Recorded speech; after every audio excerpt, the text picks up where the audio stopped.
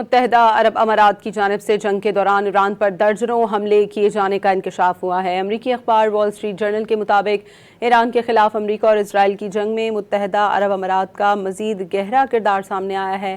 You اے ای نے امریکہ کو محض انٹیلیجنس اور بیسس فراہم نہیں کی بلکہ جنگ کے ابتدائی دنوں میں خود ایران پر حملے کیے۔ رپورٹ میں کہا گیا ہے کہ متحدہ عرب امارات نے خفیہ طور پر کیے گئے ان حملوں میں ایرانی تیل تنصیبات کو نشانہ بنایا۔ یہ حملے ایران کے جنوبی ساحلی شہر بندر عباس سمیت لاوان، اسٹوویا، ابو موسیٰ جزیرے اور دیگر مقامات پر کیے گئے۔ متحدہ عرب امارات کی جانب سے جنگ کے دوران ایران پر درجنوں حملے کیے جانے کا انکشاف ہوا ہے۔ امریکی اخبار وال اسٹریٹ جرنل کے مطابق ایران کے خلاف امریکہ اور اسرائیل کی جنگ میں متحدہ عرب امارات کا مزید گہرا کردار سامنے آیا ہے۔ یو اے ای نے امریکہ کو محض انٹیلیجنس اور بیسس فراہم نہیں کی بلکہ جنگ کے ابتدائی دنوں میں خود ایران پر حملے کیے۔